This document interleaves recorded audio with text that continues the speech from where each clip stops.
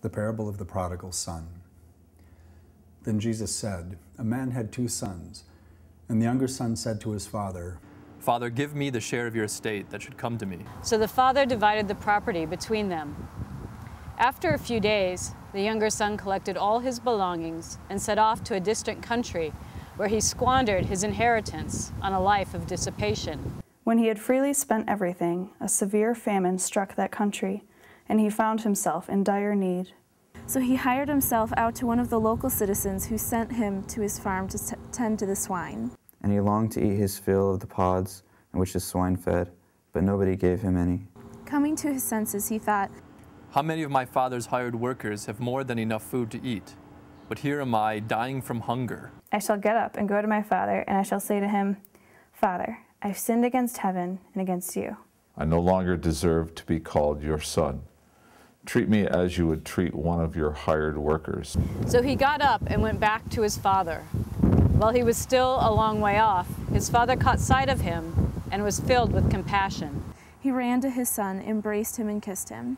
His son said to him, Father, I have sinned against heaven and against you. I no longer deserve to be called your son. But his father ordered his servants, "Quickly bring the finest robe and put it on him.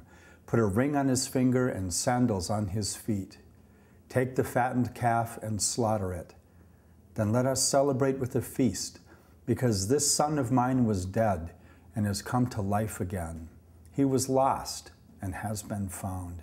Then the celebration began. Now the older son had been out in the field, and on his way back, as he neared the house, he heard the sound of music and dancing. He called one of the servants and asked what this might mean. The servant said to him, Your brother has returned, and your father has slaughtered the fattened calf, because he has him back safe and sound.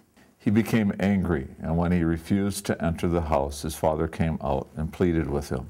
He said to his father in reply, Look, all these years I served you, and not once did I disobey your orders, yet you never gave me even a young goat to feast on with my friends. But when your son returns, who swallowed up your property with prostitutes, for him you slaughter the fattened calf? He said to him, "My son, you are here with me always.